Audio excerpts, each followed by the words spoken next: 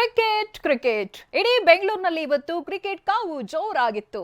IPL ಪಂದ್ಯದಿಂದಾಗಿ ನಗರವೇ ಕೆಂಪು ಹಳದಿಯಾಗಿತ್ತು. Chinnaswamy stadium ಸುತ್ತಮುತ್ತ ಅಭಿಮಾನಿಗಳ ಉತ್ಸವವೇ ನಡೆಯಿತು.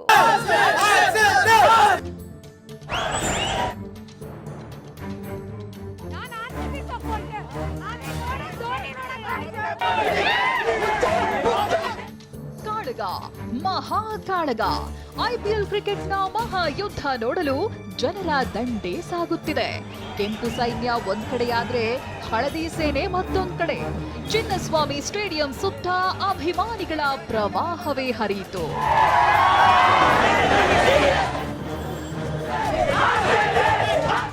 ಹೌದು, ಚಿನ್ನಸ್ವಾಮಿ ಸ್ಟೇಡಿಯಂನಲ್ಲಿ ಸದ್ಯ ಐಪಿಎಲ್ ಮಹಾಸಮರ ನಡೆಯುತ್ತಿದೆ. ಪ್ಲೇ ಆಫ್ಗೆ ಕಾಲಿಡಲು ಆರ್ಸಿಬಿ ಮತ್ತು ಚೆನ್ನೈ ಸೂಪರ್ ಕಿಂಗ್ಸ್ ನಡುವೆ ರೋಚಕ ಹೋರಾಟ ನಡೆಯುತ್ತಿದೆ. ಇವತ್ತಿನ ಪಂದ್ಯ ನೋಡಲು ಬೆಳಗ್ಗೆಯಿಂದಲೇ ಚಿನ್ನಸ್ವಾಮಿ ಸ್ಟೇಡಿಯಂನತ್ತ ಸಾವಿರಾರು ಫ್ಯಾನ್ಸ್ ಜಮಾಯಿಸಿದ್ರು. ಟಿಕೆಟ್ಗಳು ಸೋಲ್ಡ್ ಔಟ್ ಆಗಿರೋದು ಗೊತ್ತಿದ್ರೂ ಕೂಡ ಕೊನೆ ಕ್ಷಣದಲ್ಲೂ ಪಂದ್ಯದ ಟಿಕೆಟ್ ಗಿಟ್ಟಿಸಿಕೊಳ್ಳಲು ಕಸರತ್ತು ಮಾಡಿದ್ರು. 1,000 ರೂಪಾಯಿ ಟಿಕೆಟ್ಗೆ 15,000 ಕೊಟ್ಟರು ಸಿಕ್ಕಿಲ್ಲ ಅಂತ ಬೇಸರ ವ್ಯಕ್ತಪಡಿಸಿದ್ರು.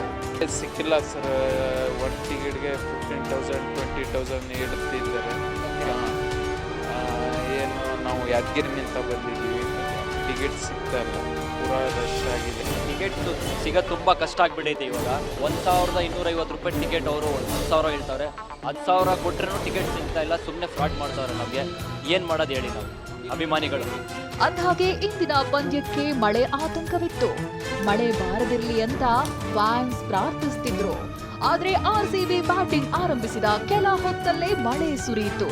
ಇದರಿಂದ ಕೆಲ ಹೊತ್ತು ಪಂದ್ಯ ಸ್ಥಗಿತವಾಗಿ ಮತ್ತೆ ಪುನಾರಂಭವಾಯಿತು.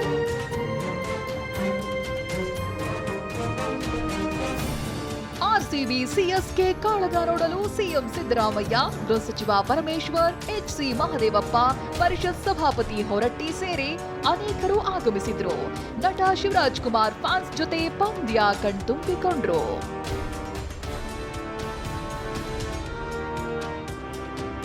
ಇಂದಿನ ಪಂದ್ಯಕ್ಕಾಗಿ ಸ್ಟೇಡಿಯಂ ಸುತ್ತಲಿನ ರಸ್ತೆಯಲ್ಲಿ ಪಾರ್ಕಿಂಗ್ ನಿಷೇಧಿಸಿದ್ರು.